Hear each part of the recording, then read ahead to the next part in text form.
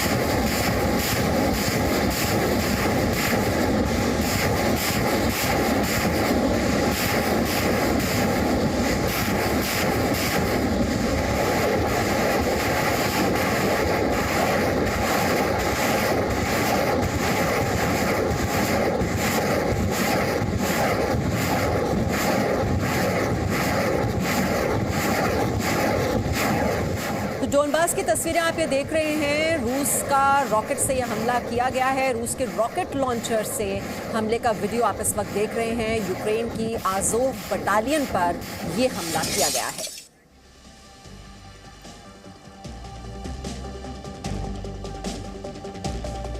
और तबाही का मंजर हर शहर में दिखाई दे रहा है। हर तरफ दिखे हैं सिर्फ जले हुए टैंक, सेना की गाड़ियों को भारी नुकसान हुआ है। तो ये तस्वीरें भी हम लगातार आप तक पहुंचा रहे हैं। सेना की गाड़ियों को भारी नुकसान, जो सैन्य वाहन हैं वो किस तरह से तबाह किए जा रहे हैं। दोनों सेनाओं की ओर से हम देख रहे हैं ये वार और पलटवार।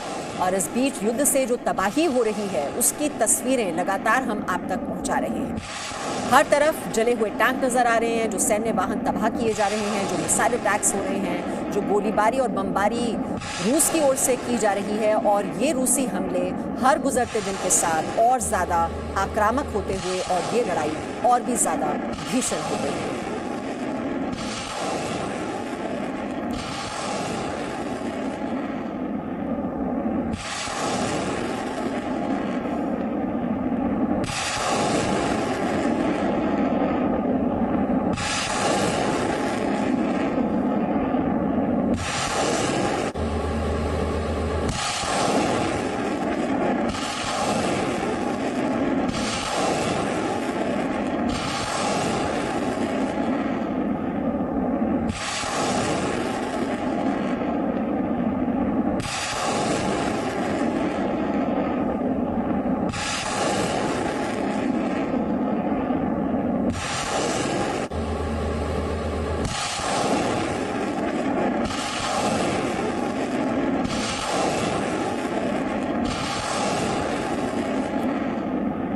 लगातार ये मिसाइल अटैक्स हो रहे हैं और बमबारी भी जारी है, गोलाबारी भी हो रही है। यूक्रेन के कई शहर बर्बाद हो गए हैं। हवाई हमले में हजारों घर भी तबाह हो गए हैं।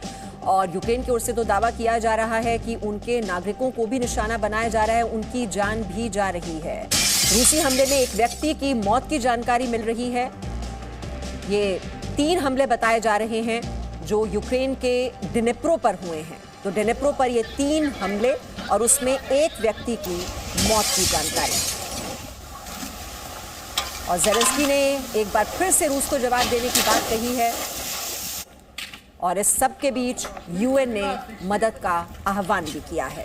तो आप ये देख रहे हैं तबाही का मंजर, गोलीबारी, बमबारी। आज दोनों देशों के बीच युद्ध का ये 16वां दिन और 3 दौर की बातचीत भी हो चुकी है दोनों देशों के बीच। लेकिन जो डिप्लोमेटिक लेवल पर अगर हम बात करें तो कोई सकारात्मक पहल होती हुई नहीं नजर आ रही है। एक मानवीय कॉरिडोर की जरूर बात हुई, लेकिन यूक्रेन की ओर से ये भी दावा किया जा रहा है जो ह्यूमैनिटेरियन कॉरिडोर है उसको भी टारगेट करने में लगा हुआ है रूस। यूक्रेन के डिनेप्रो पर ये 3 हमले, उसी का वीडियो आप इस वक्त देख रहे हैं।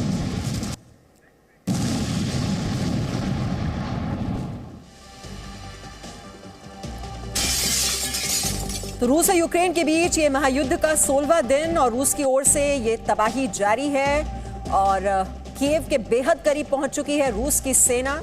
आपको बता दें, अमेरिका की ओर से दावा किया जा रहा है कि 24 घंटे में 3 मील की दूरी और तय कर ली गई है। 15 किलोमीटर दूर बताई जा रही है रूसी सेना। ये अमेरिका की ओर से दावा किया गया है। जो सैटेलाइट इमेजेस जो दिखाई दे रही हैं उसके आधार पर अमेरिका की ओर से यह दावा कि पहले जो दूरी 30 किलोमीटर बताई जा रही थी कि कीव से लगभग 30 किलोमीटर की दूरी पर है रूसी सेना और उसके जो टैंक हैं वो कीव की तरफ बढ़ते हुए नजर आ रहे थे। वो तस्वीरें भी हमने आपको दिखाई थी। 64 किलोमीटर लंबा सैन्य काफिला बताया जा रहा था और अब ये दूरी रह चुकी है 15 किलोमीटर की।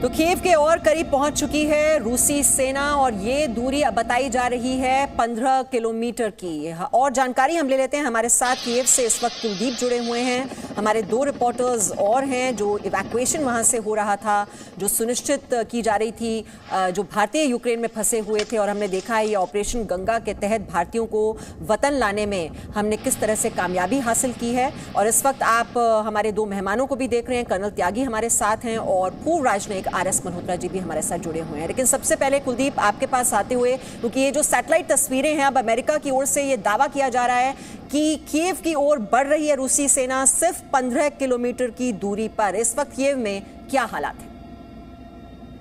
कीव के हालात अभी कोई इतने ज्यादा बिगड़े नहीं हैं। कल हम यहाँ से 30 किलोमीटर है ब्रवरी, हम लोग वहाँ पे गए थे जहाँ पे रूस के टैंक जला दिए गए हैं लड़ाई में। कुछ देखिए 64 किलोमीटर लंबा काफिला था। वो काफिला कहाँ पे है, क्योंकि अभी तक वो 64 मेरे ख्याल से वो 2-4 किलोमीटर भी नहीं रहा होगा।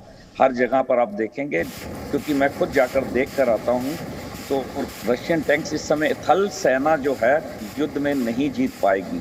अगर ये एयर स्ट्राइक करके जीते हैं, थल सेना नहीं जीत पाएगी। अभी जैसे आज इन्होंने इवाना फ्रंकीव्स के एरोड्रम पे जो था इनका आर्मी बेस, उस पर 3 रॉकेट गिराए हैं, लुत्स में गिराए हैं, दिनेपर्तिप्रोस में गिराए हैं। सारी एयर स्ट्राइक्स हैं वो जो भी हैं।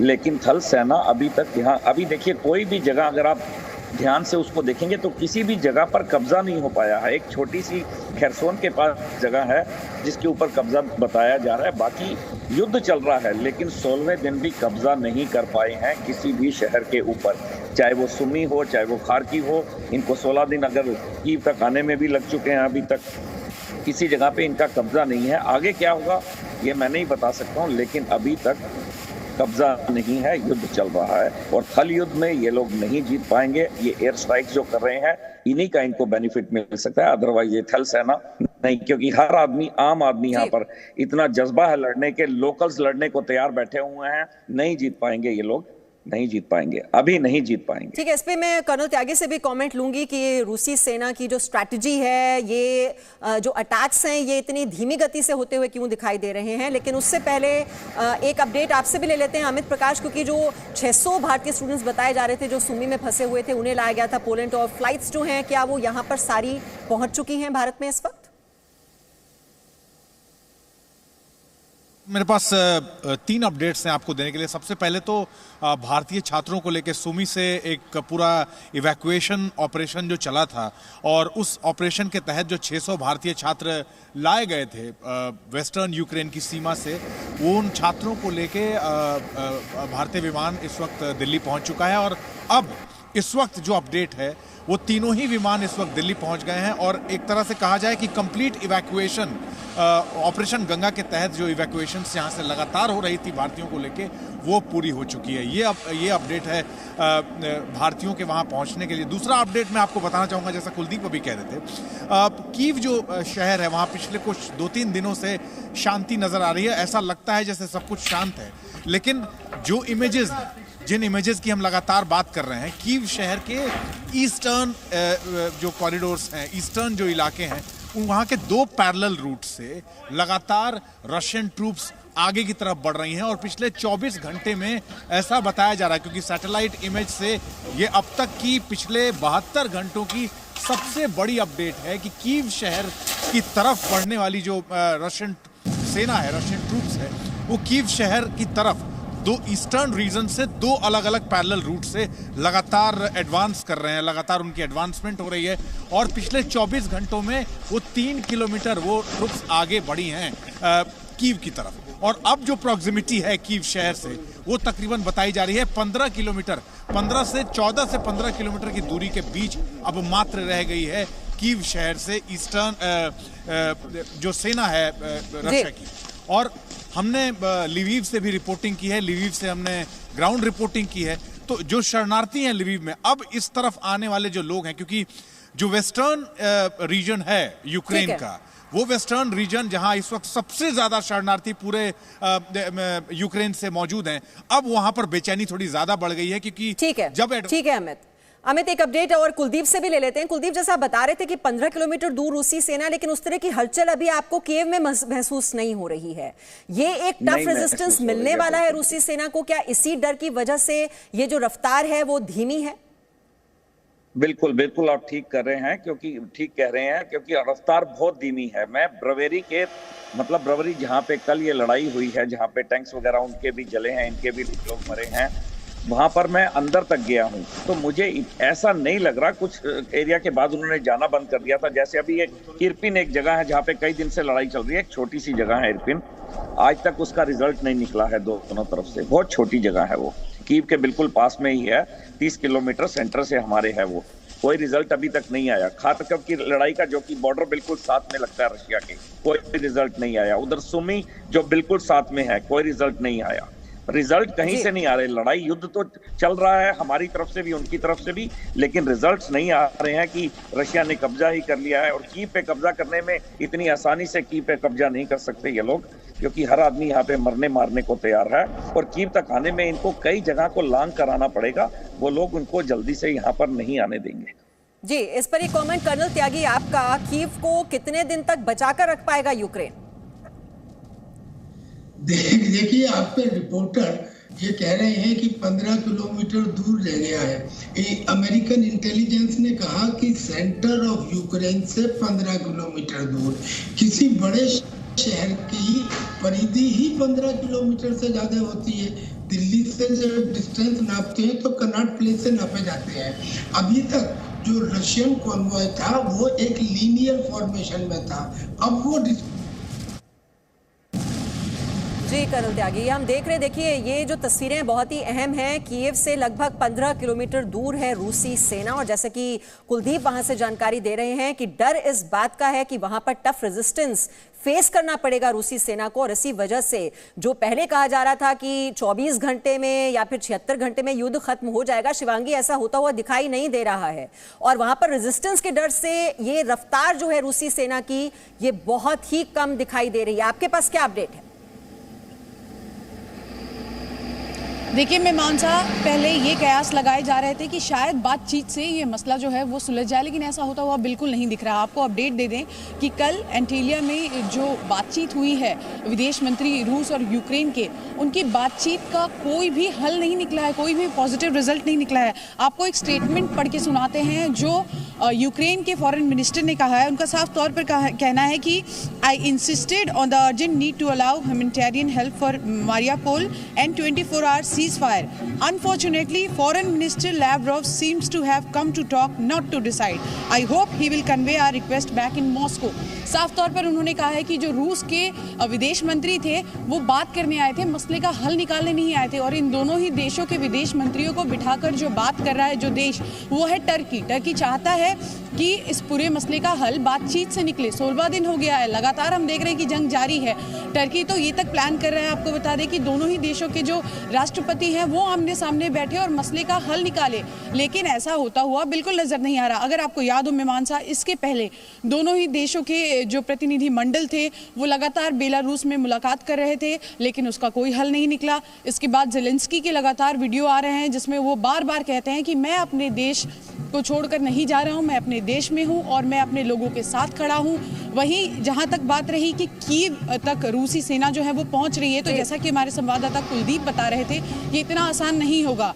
हर आम इंसान वहां अपने देश को बचाने के लिए हथियार लेकर खड़ा है। Presenting B News app available on Google Play and App Store. Download it now.